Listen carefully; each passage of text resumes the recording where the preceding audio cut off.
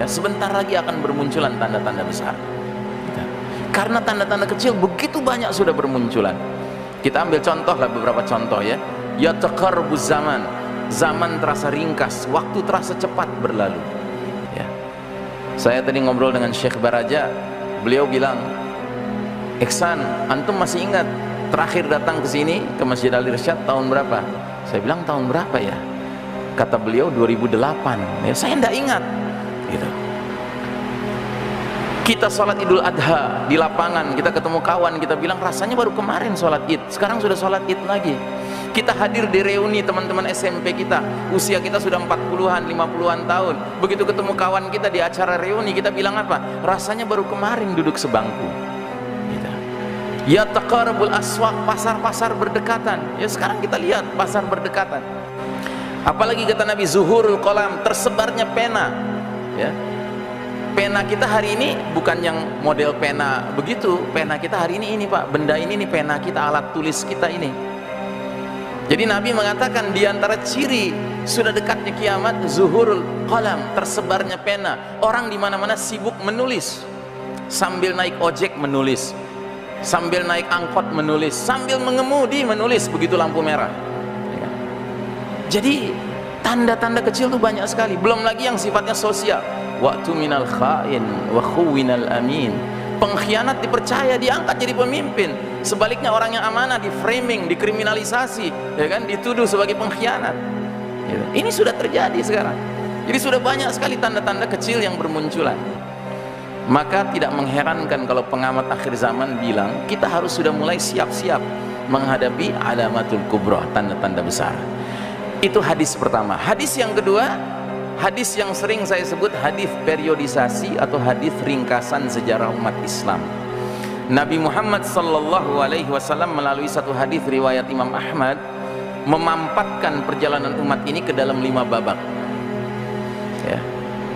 Sejak awal Nabi diutus sampai angin lembut nanti berhembus, perjalanan umat ini akan melalui 5 babak. Dan babak demi babak berganti, ternyata kaitannya erat dengan pergantian karakter, sifat-sifat, ciri-ciri kepemimpinannya. Nah, sebelum saya terangkan hadis ini, siapa di majelis ini yang tahu kira-kira kita sekarang sudah di babak keberapa?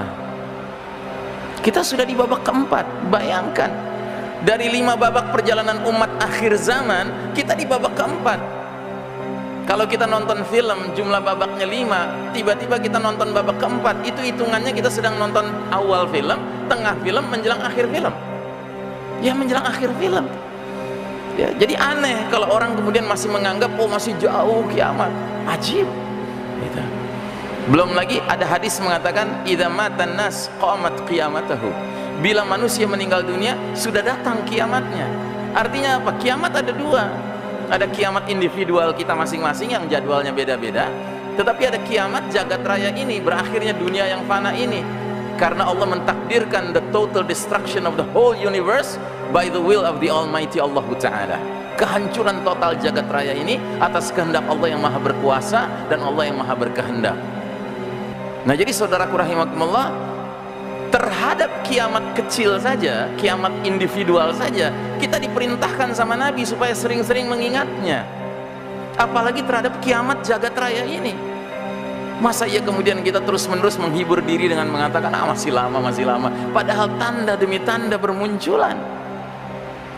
Ya kayak kiamat individual kita kan ada tanda-tandanya. Ya model-model kita ini, model saya sudah 50-an tahun menjelang 60 tahun, ya kan, ini sudah mulai meninggalkan dunia hitam kan. Ini kan tanda bahwa kiamat individual saya sudah dekat ini, ya kan. Mulai sakit-sakitan, mulai tadi naik tangga, beberapa anak tangga dengan Syekh Baraja, ya kan, udah mulai napasnya ngeh-ngeh gitu kan.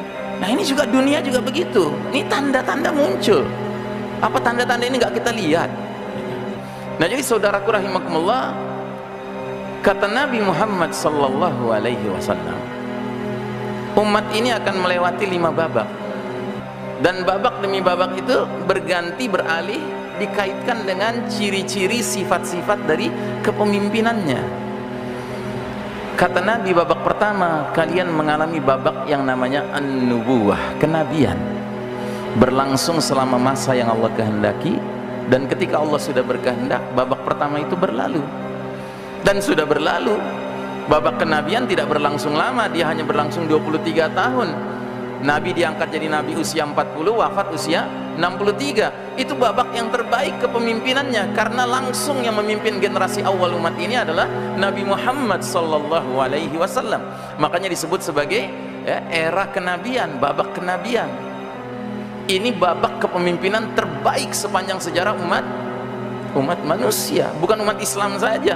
Karena Nabi kita bukan sembarang Nabi. Nabi kita adalah Sayyidul Anbiya wal Mursalin alaihimussalam, penghulunya para Nabi dan para Rasul. Berarti ketika beliau menjadi pemimpin, itulah pemimpin terbaik sepanjang sejarah Bani Adam. Belum ada tandingannya. Ya bayangkan, hanya dalam tempo 23 tahun Nabi dengan para sahabat, generasi terbaik umat ini, diizinkan Allah mengubah wajah Jazirah Arab 180 derajat. Yang tadinya tenggelam dalam zulumatil jahiliyah, kegelapan jahiliyah, hidup di dalam naungan nurul Islam, cahaya Islam. Yang tadinya hidup di dalam dolalatis syirk, kesesatan syirik, hidup di dalam tegaknya tauhid. Masya Allah, hanya dalam 23 tahun, tidak ada seperempat abad. Belum lagi ini hitungannya hijriyah pula, Qamariyah ya. Sudah berlalu babak pertama. Terus datang babak kedua, kata Nabi, namanya apa? Namanya babak khilafatun ala minhajin nubuwah, babak kekhalifahan yang mengikuti metode kenabian dalam hal kepemimpinannya. Itulah babak yang kata Nabi, setelah aku wafat akan muncul al-khulafa'u thalathuna aman wa ba'da dzalika al-muluk. Setelah aku wafat, kata Nabi, akan muncul para khalifah 30 tahun, dan sesudah itu raja-raja bermunculan. Nah, jadi babak kedua adalah babak kepemimpinan terbaik setelah Nabi Muhammad SAW, terdiri dari para sahabat pilihan, sahabat-sahabat utama. Mereka dijuluki Khulafaur Rasyidin, khalifah-khalifah yang lempeng, kata orang Betawi, lurus ya, adil, jujur, bijaksana, nyunnah, istiqomah kepemimpinannya. Siapa mereka? Abu Bakar Siddiq, Umar bin Khattab, Utsman bin Affan, Ali bin Abi Thalib, dan Hasan bin Ali. Kalau kita jumlahkan total kepemimpinan 5 sosok ini, persis 30 tahun. Kalau kita kurangi satu saja, nggak bulat 30 tahun. Kita kurangi kepemimpinan Hasan bin Ali misalnya, berarti 30 tahun kurang 7 bulan. Sedangkan Hasan memimpin persis 7 bulan. Jadi genap 30 tahun. Dan qadarullah, 5 sahabat utama ini ternyata 5-5-nya punya hubungan khusus dengan Nabi kita. Abu Bakar dan Umar apanya Nabi? Mertuanya Nabi. Mereka menikahi, mereka mempunyai anak putri yang dinikahi oleh Nabi sehingga menjadi ummul mukminin, ibundanya orang-orang beriman. Utsman dan Ali apanya Nabi? Menantunya Nabi. Mereka menikahi putri-putri Rasul. Sedangkan Hasan apanya Nabi? Cucunya Nabi. Dan kita Ahlus Sunnah wal Jamaah punya keyakinan kuat, dari Hasan bin Ali inilah, entah generasi keberapa di bawah beliau, akan hadirnya Al-Mahdi.